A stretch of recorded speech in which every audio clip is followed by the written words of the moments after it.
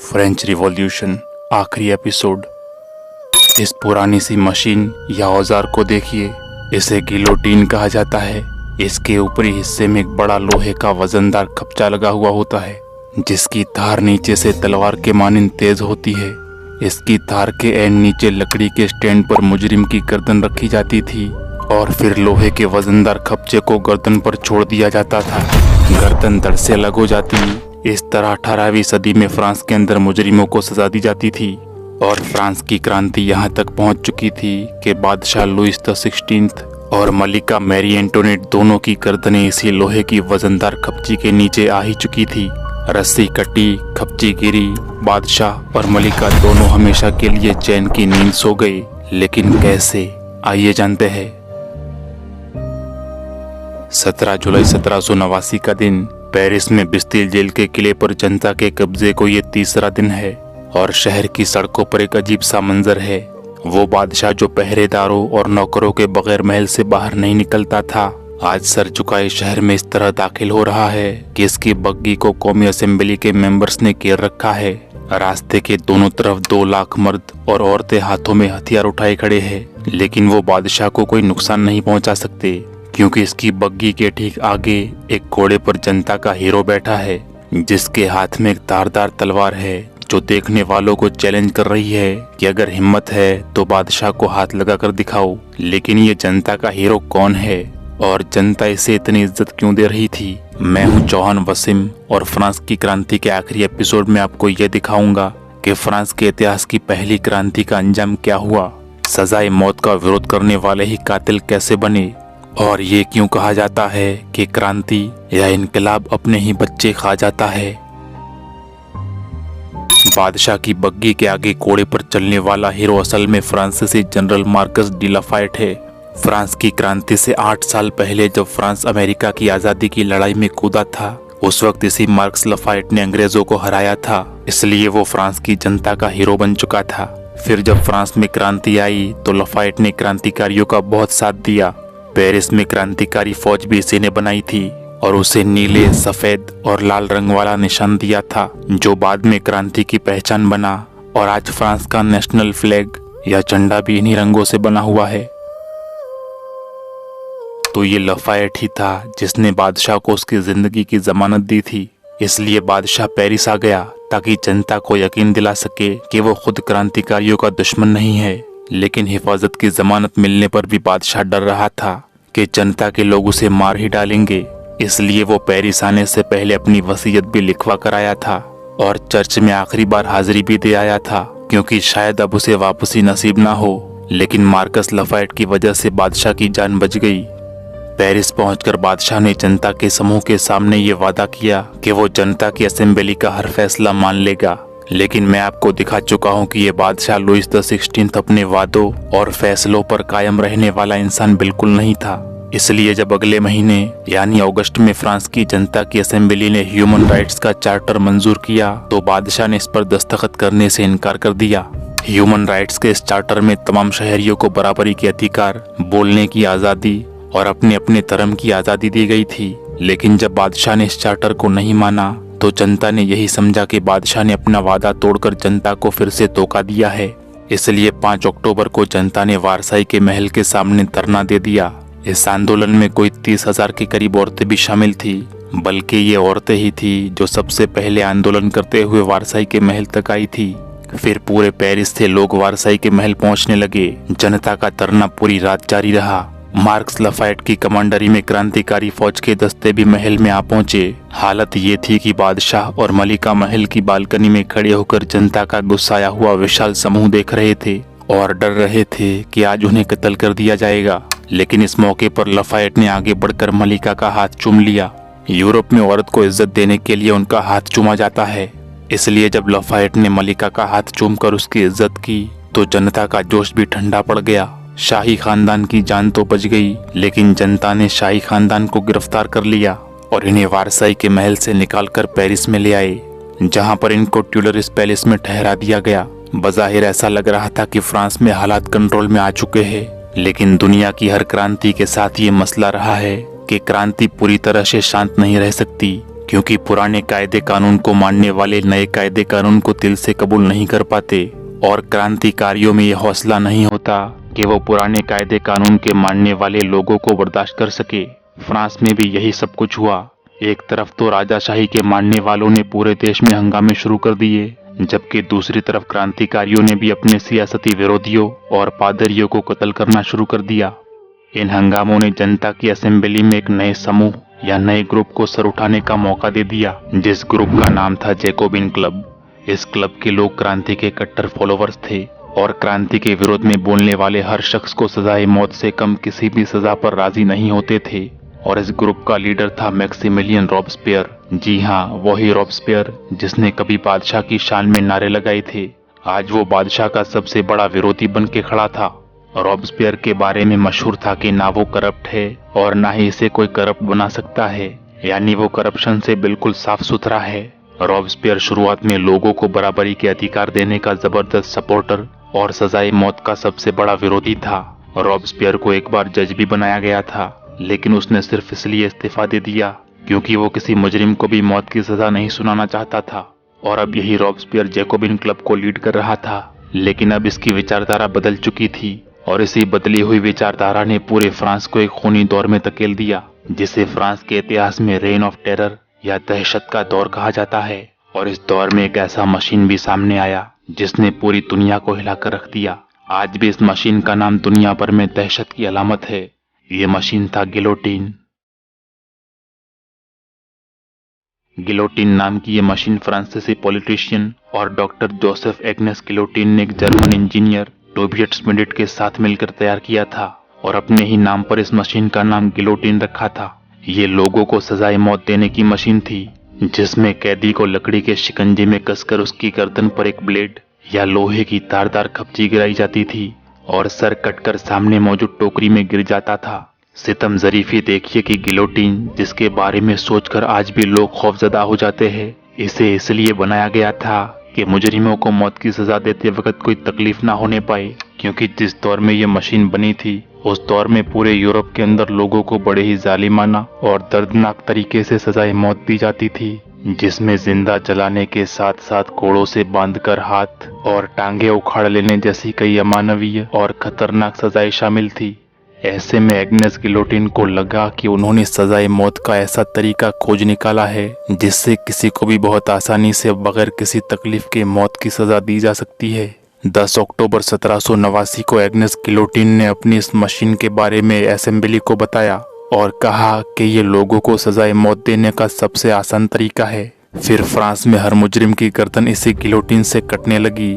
Rain of terror या दहशत के दौर में तो ये मशीन इतनी ज्यादा इस्तेमाल की गई कि इसे नेशनल रेजर या जनता का उस्तरा नाम दे दिया गया। अब गिलोटिन के लोहे की खपची अपने शिकारों की गर्दन पर गिरने के लिए तैयार थी। उधर फ्रांस के हालात तेजी से खराब हो रहे थे और फिर बादशाह की एक गलती ने जलती हुई आग पर तेल का काम कर दिया। हुआ यूं कि 21 जून 1791 को बादशाह लुइस द 16 अपने महल के गार्ड्स को रिश्वत देकर खानदान के साथ महल से फरार हो गया।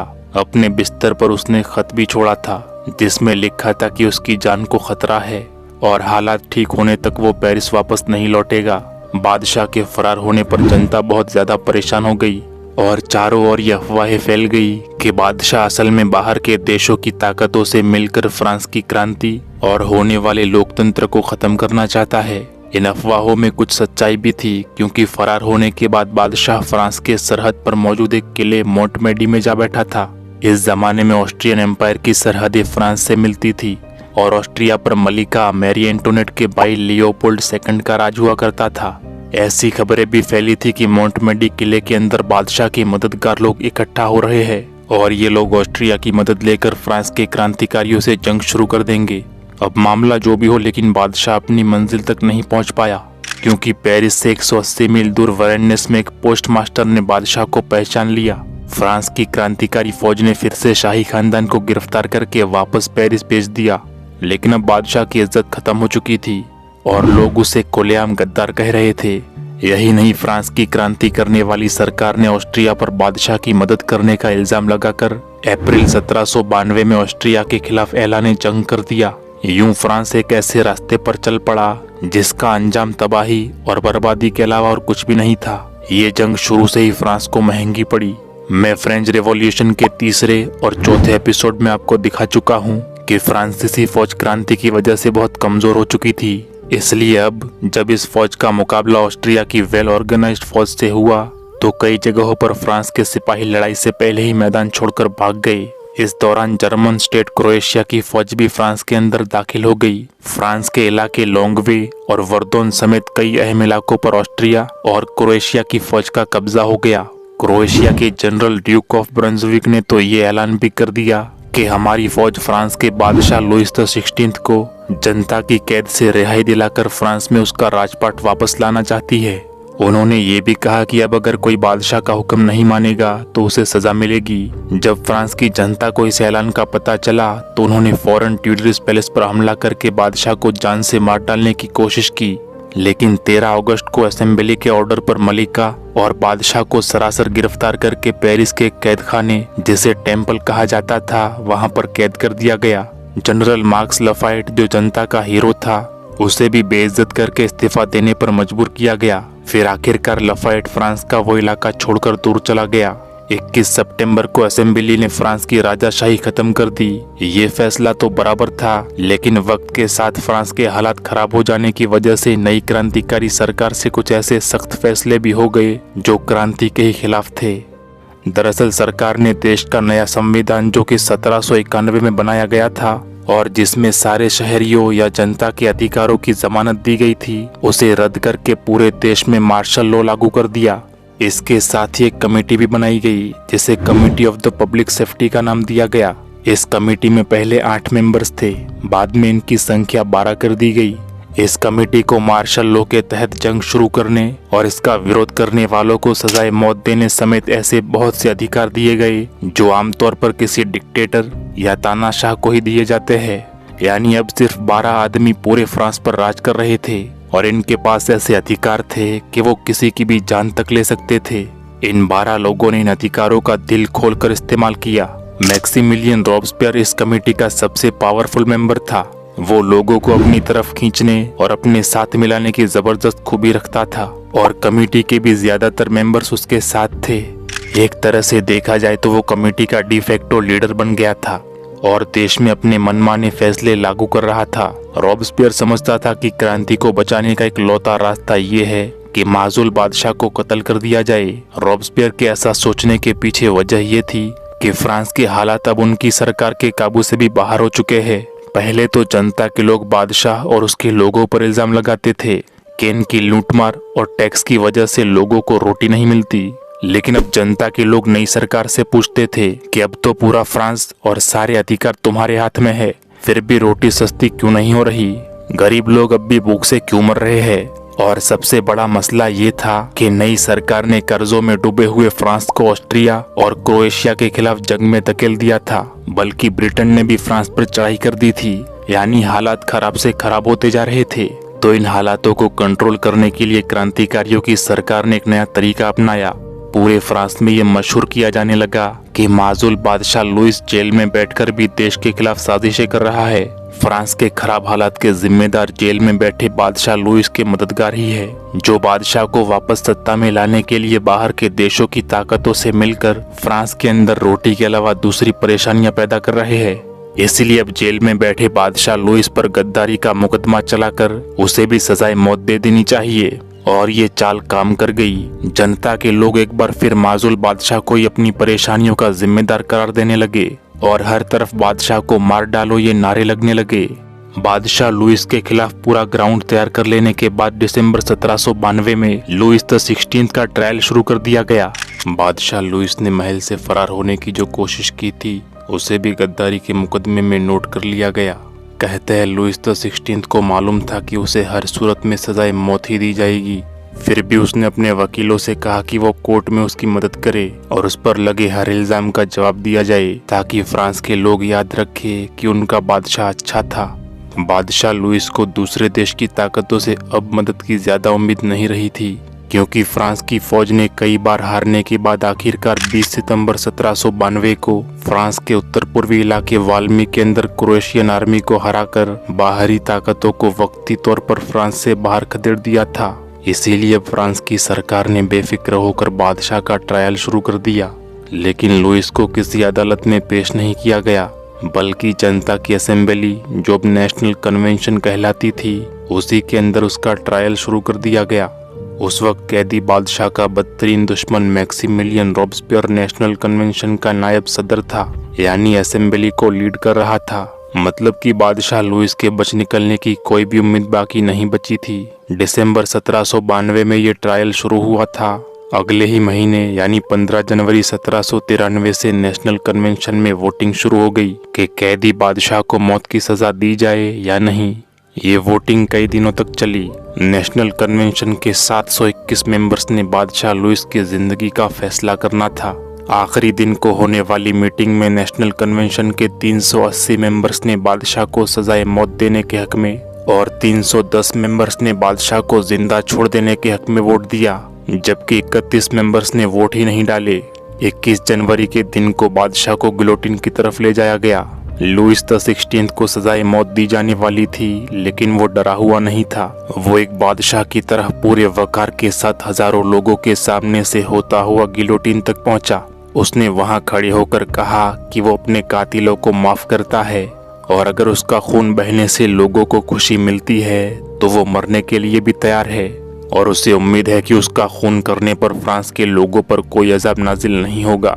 बादशाह और भी कुछ कहना चाहता था, लेकिन नेशनल गार्ड्स ने जानबूझकर फौजी म्यूजिक बजाना शुरू कर दिया, जिससे बादशाह की आवाज शोर में दब गई। फिर बादशाह को गिलोटिन के स्टैंड पर जकड़ दिया गया। लोहे की धारदार खपची गिरी और एक ही झटके में बादशाह की गर्दन धड़ से अलग हो गई। बादशाह के बाद क्रांतिकारियों ने मलिका को भी माफ नहीं किया। लुइस द 16 की मौत के 9 महीनों के बाद एक क्रांतिकारी ट्रिब्यूनल में मलिका का भी ट्रायल शुरू हुआ।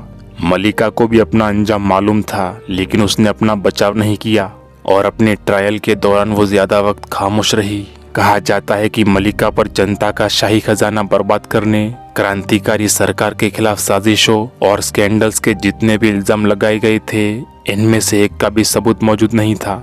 ये क्रांतिकारी मलिका को अंजाम तक पहुंचाने के लिए कुछ इंसानी हदों को भी पार कर गए। उन्होंने मलिका के 8 साला बेटे लुइस चार्ल्स से जबरदस्ती अदालत में ये बयान दिलवाया कि मलिका ने उससे भी नाजायज ताल्लुकात या रिश्ते कायम किए थे। इस घिनौने इल्जाम पर मलिका खामोश नहीं रह सकी और मलिका ने इल्जाम को सिर्फ अपनी ही नहीं बल्कि अदालत में मौजूद तमाम माओं की बेइज्जती करार दिया। खैर, फैसला तो पहले से ही हो चुका था। ट्रिब्यूनल ने कहा कि मलिका पर जितने भी इल्जाम लगाए गए हैं, इनमें वो मुजरिम साबित होती है, सो उसे भी सजाए मौत सुना दी गई। इन क्रांतिकारियों को मलिका को मारने की इतनी जल्दी थी कि मलिका का ट्रायल सिर्फ 2 दिनों तक ही जारी रहा, यानी 14 और 15 अक्टूबर को। 16 अक्टूबर को सजाए मौत दे भी दी गई। वो मलिका जो हमेशा आरामदेह बग्गियों में सफर करने की आदी थी, उसे लकड़ी के एक छकड़े में बिठाकर गिलोटिन तक ले जाया गया।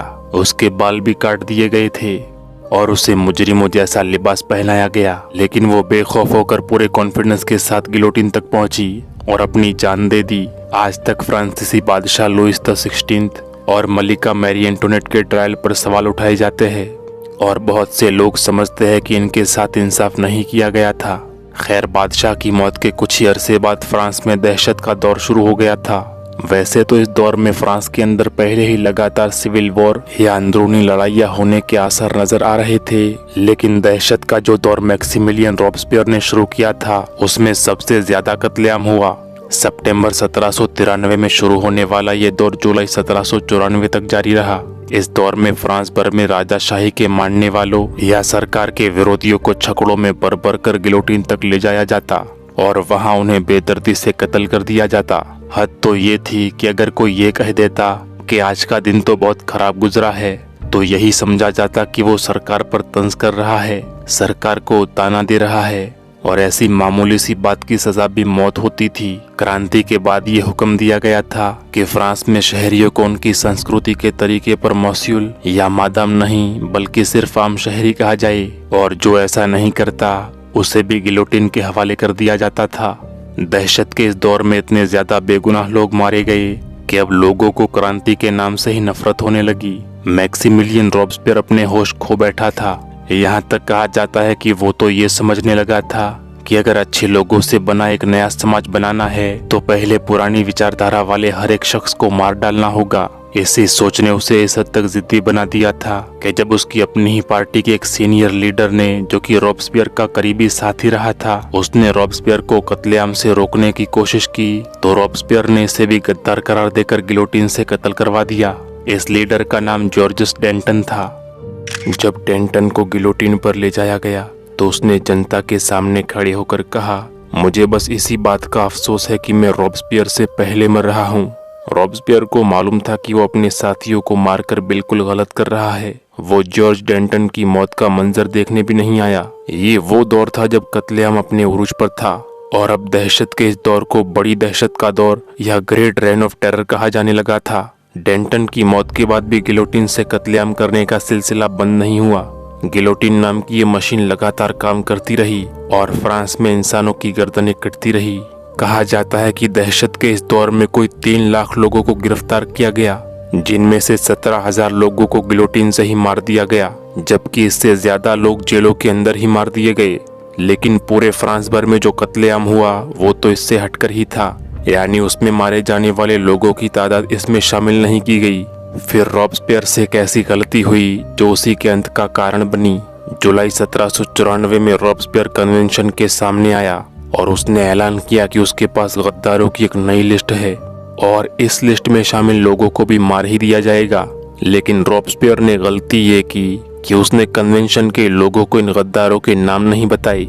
रॉबस्पियर जिस तरह से लोगों को कत्ल करवा रहा था, इससे कन्वेंशन के लोग भी अब डर रहे थे, घबरा रहे थे कि कहीं इस लिस्ट में उसका नाम भी शामिल ना हो। इसलिए जब अगले दिन रॉबस्पियर कन्वेंशन की मीटिंग में आया तो कन्वेंशन के मेंबर्स ने उसे बोलने का मौका ही नहीं दिया। उन्होंने फौरन ही रॉबस्पियर की कन्वेंशन मेंबरशिप भी खत्म कर दी और उसे गद्दार करार देकर सिपाहियों को हुक्म दिया कि इसे गिरफ्तार कर लो। फिर सिपाहियों ने रॉबस्पियर और उसके बहुत से साथीदारों को शहर के सिटी हॉल में कैद कर दिया।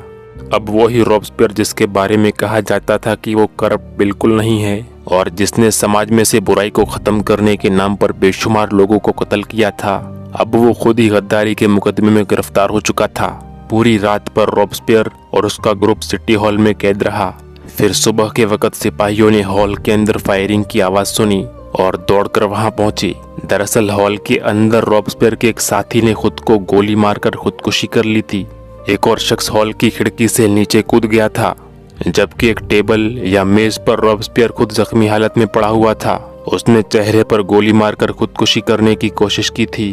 वो जिंदा तो था, लेकिन गोली लगने से उसका जबड़ा टूट गया था। उसे मेज पर इसी हालत में छोड़ दिया। कन्वेंशन के मेंबर्स उसे देखने आए और उसके पास खड़े होकर उसका मजाक उड़ाते रहे। अब इसे सितम जरीफी कहिए या कुदरत का इंतकाम, क्योंकि रॉबस्पियर को इसी जख्मी हालत में उठाकर उसी जेल में ले जाया गया जहां पर मलिका मैरी एंटोनेट को सजाए मौत से पहले रखा गया था, जिस इमारत को कॉन्सियर ग्रेरी कहते हैं। और आज इस इमारत में अदालत बनाई गई है। यहाँ पर रॉबस्पियर के बाल काट दिए गए और फिर गिलोटिन तक उसी तरह ले जाया गया जैसे पहले उसी के हुक्म पर हजारों लोगों को ले जाया जाता था। 28 जुलाई को गिलोटिन की तारदार खपची गिरी। रॉबस्पियर ने एक जोरदार चीख मारी और उसकी गर्दन कट गई। उसकी मौत पर जनता के लोग 15 मिनट तक तालियां बजाते रहे। उसी दिन फ्रांस में दहशत का दौर खत्म हो गया, लेकिन फ्रांस की क्रांति अमली तौर पर नाकाम हो चुकी थी। क्रांति लाने वाली सरकार अगले 5 सालों तक भी जनता की बुनियादी जरूरियातें पूरी करने में नाकाम रही। इन हालातों से निकलने के लिए जनता को एक मसीहा की जरूरत थी और खुशकिस्मती से ये मसीहा उन्हें जल्द ही मिल भी गया। ये मसीहा फ्रांस के टापू कोर्सिका का रहने वाला एक जनरल था, जिसने 1793 में समंदर किनारे वाले शहर टाउलोन की लड़ाई में ब्रिटेन तक को हरा दिया था और 1798 में 1798 में ओटोमन तुर्क या उस्मानी तुर्कों को हराकर मिस्र छीन लिया था। ब्रिटेन से लेकर हिंदुस्तान तक इसके नाम के चर्चे थे। 1799 में वो पेरिस भी आ पहुंचा और 9 नवंबर 1799 को इसने फ्रांस की सरकार का तख्ता भी उलट दिया। फ्रांस की जनता का ये मसीहा कोई और नहीं बल्कि खुद नेपोलियन बोनापार्ट था। फिर इसके 5 साल बाद 1804 में नेपोलियन बोनापार्ट फ्रांस का नया शहंशाह बन गया। नेपोलियन का राज आते ही क्रांति का खूनी दौर अपने आखिरी अंजाम को पहुंच गया। दोस्तों, बहुत से लोग मानते हैं कि फ्रेंच रिवॉल्यूशन एक नाकाम रिवॉल्यूशन या नाकाम क्रांति थी और इस नाकाम क्रांति के अंदर भी बड़े पैमाने पर बेगुनाह इंसानों का खून बहाया गया। यहाँ तक कि क्रांति लाने के अंदर भी जो लोग शामिल थे वो भी बड़ी तादाद में मारे गए। पहले गरीबी से जनता के लोग मारे गए, फिर बादशाह और मलिका मारे गए, फिर बादशाह और मलिका को मरवाने वाले भी मारे गए और आखिर में सबको मारने का हुक्म देने वाले भी मारे ही गए। इसीलिए तो कहा जाता है कि क्रांति अपने ही बच्चे खा जाती है। लेकिन यह हकीकत भी अपनी जगह है कि इस क्रांति ने फ्रांस और पूरे यूरोप को लोकतंत्र और मानवीय अधिकारों का जो मॉडल दिया, आज फ्रांस के साथ यूरोप के ज्यादातर देश इसी मॉडल पर आधारित है।